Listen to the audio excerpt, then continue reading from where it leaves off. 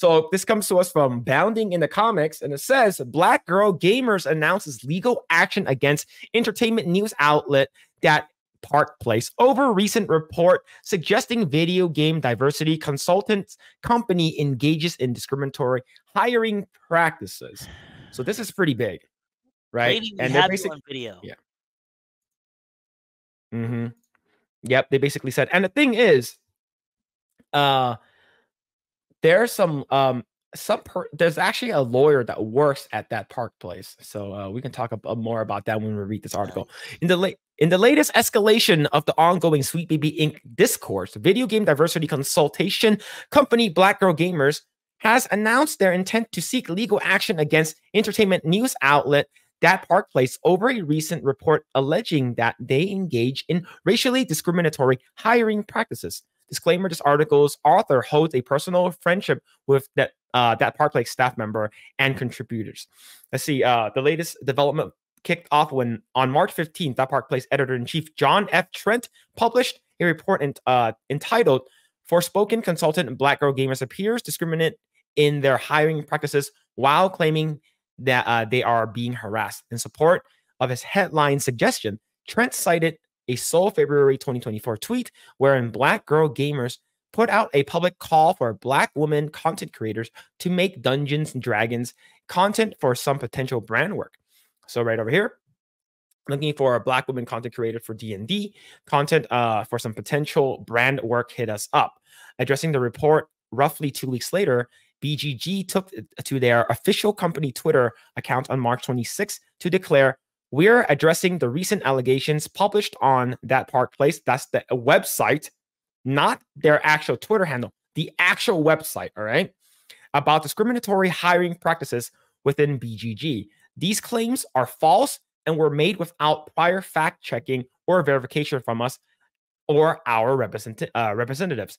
BGG operates as a contracting organization that collaborates with both freelancers and content creators from all backgrounds to work on various projects and initiatives to amplify underrepresented voices in gaming and make community more inclusive, they continued. Contrary to the allegations of the article, BGG has contracted freelancers of all races, genders, sexual orientations, religions, and ethnic backgrounds, BGG Gamers next stated. We have also included representation of all genders and backgrounds in our content, at our events, and in our marketing consultations and research projects, some of which are not publicly disclosed due to NDAs, added the company. To this end, they alleged evidence demonstrating our commitment to diversity and inclusion, including our non-discriminatory hiring practices, is readily available and easily searchable, though they did not provide any specific links or references as to where individuals could find this information.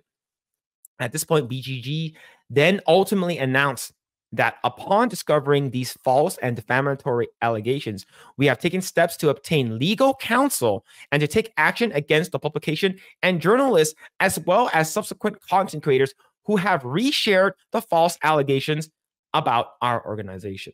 So basically, they're saying that we're gonna take legal action to anyone who reshares this shit. And I'm not even done. This is 6 out of 8. Okay, but going back up, didn't this bitch? I'm assuming this person's a girl. Didn't they just share it right here? Yep. So, are they gonna sue themselves? They have to. I'm gonna sue me. Asmongold said the same thing. It's so stupid. Yeah. Oh my goodness. All right, let's continue. Let's see. We continue to pursue further action against anyone who persists in spreading the false and defamatory information about BGG, its founder, and its contractors and partners, said the company. We value the talent and contributions of all our collaborators, and we are committed to continuing to do so. Thank you for our community for the ongoing support, they concluded. Wow. That's a mouthful. Now, the thing is, I believe I saw this on the Geeks and Gamers channel. I believe. Let me see if I can pull it up. It's because it actually is pretty important. Let me see. Let me see if I can pull it up really quick. I believe Jeremy was on FNT, and one of the lawyers on FNT actually like super chat like $100 saying that like we saw this and we're, you know, I'm actually one of the persons who's actually in charge of this this DEI like bullshit or whatever, like defamatory garbage. So they're actually going against a lawyer. So like while I look for, how do you guys feel about all of this shit that I just read? Wait, I missed the last part. What happened in the FNT live stream with the $100?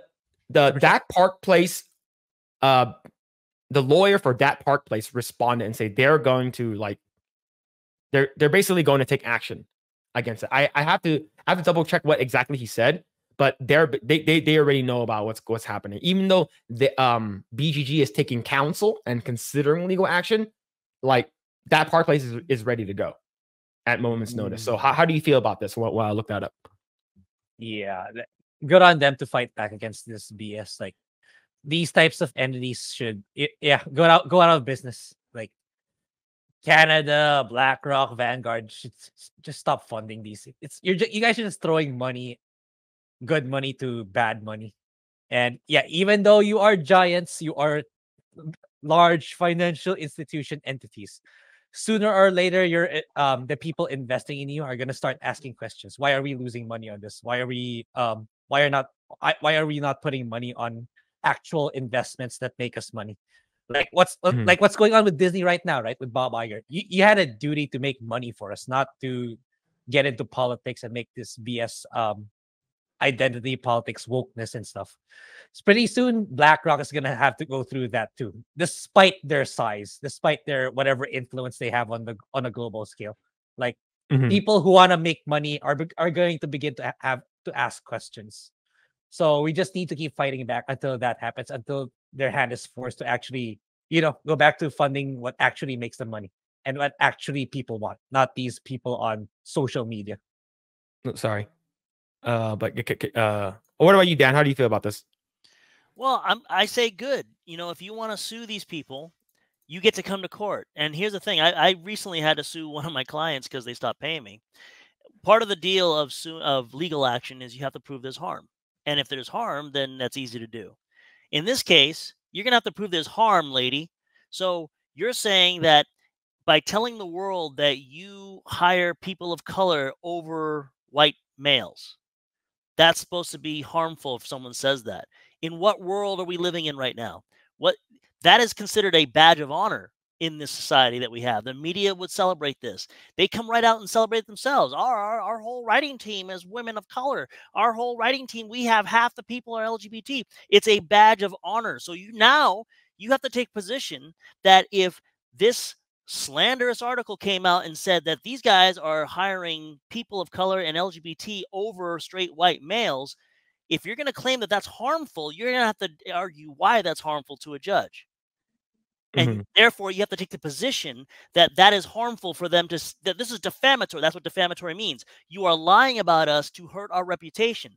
But the words of their own mouth, their own ideology explicitly says that by hiring POC, BAME, whatever the stupid acronym you want to call it, and LGBT and women over everyone else, which there's only one person left, which is white men who are straight and cis. If that's what you are so proud of, how do you also argue that it's harmful to let the world know that when you let the world know that constantly? So they just painted themselves right into a corner, and they're the victims of their own no-win situation where we're going to sue you for defamation and we're going to prove harm because you're just repeating what we said. Yep. Bring it to court. Let's see it. Go ahead. Make the argument. And I know someone actually named him in the chat, Ron Coleman. I'm sure he's just itching. Come on, let's go. We got the receipts. Yep. This is the internet age. Everything is screenshotted. We have all your tweets. We have your fucking videos that you shared where your own words are saying these things. Let's do it. So here it is. So I found the video right over here. This is from Geeks and Gamers, some Geeks and Gamers. Shout out to Geeks and Gamers. And basically, this is right over here. Tweet than maybe something like this that was a few weeks ago, where it says, gamers that thought the industry revolved around them and their comforts are now realizing it doesn't. That is from Black Girl Gamers, where they got absolutely annihilated and ratioed on social media for disrespecting gamers.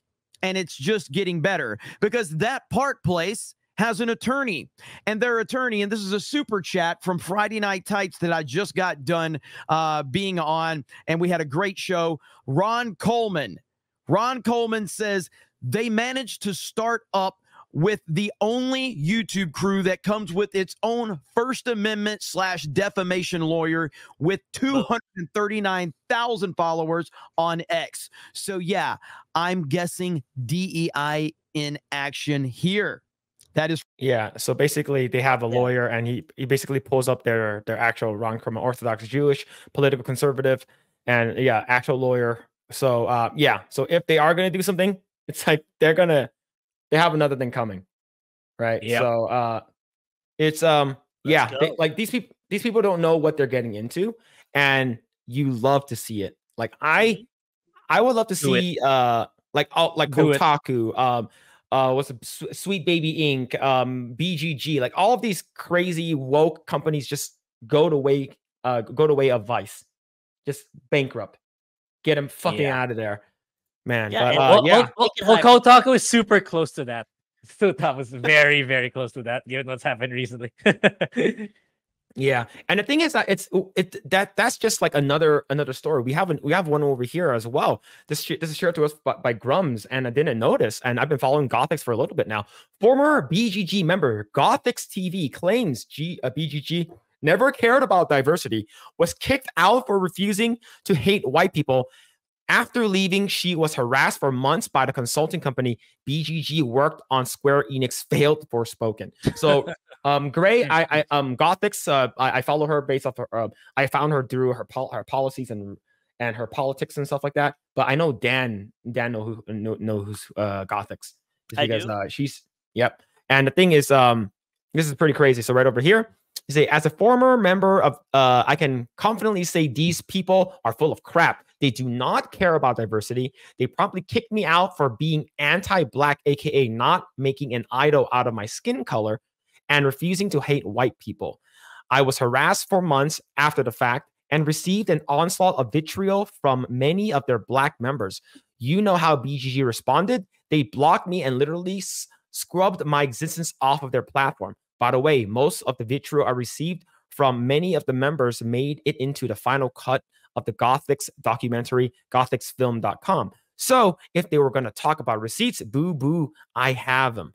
Let me be clear. I have no ill will towards these people. I'm always praying that Jay Ann and her crew will eventually have their wake up. Yep, that's true. And this is right over here. That's actually the picture. So yeah, that's pretty crazy, right? Like you have a person who actually came from BGG saying that she's actually wrong, because she's using the wrong definition of diversity. See, she defines diversity the way normal people like you and I do. We assume it means one thing, but to these people, it doesn't mean what we say. We say diversity, it's what it means. It's like lots of different people from lots of different backgrounds. That's not what diversity means in DIE. Diversity means not white. So according to them, because she refused to hate white people, because, you know, being a normal person, they kicked her out because she doesn't believe in their diversity. Diversity, according to DIE people, is not white. Inclusion means including people who don't belong. Not they don't belong because they're gay or whatever. They just don't belong because they have no actual interest in the thing that we're talking about. Whatever canon, IP, video game, media, they have no interest in. They just want to be there because they're not there. And once they're in, they want to change it, and then they want to kick everyone else out. And equity is just taking from some people and giving to other people. That's just Marxist crap.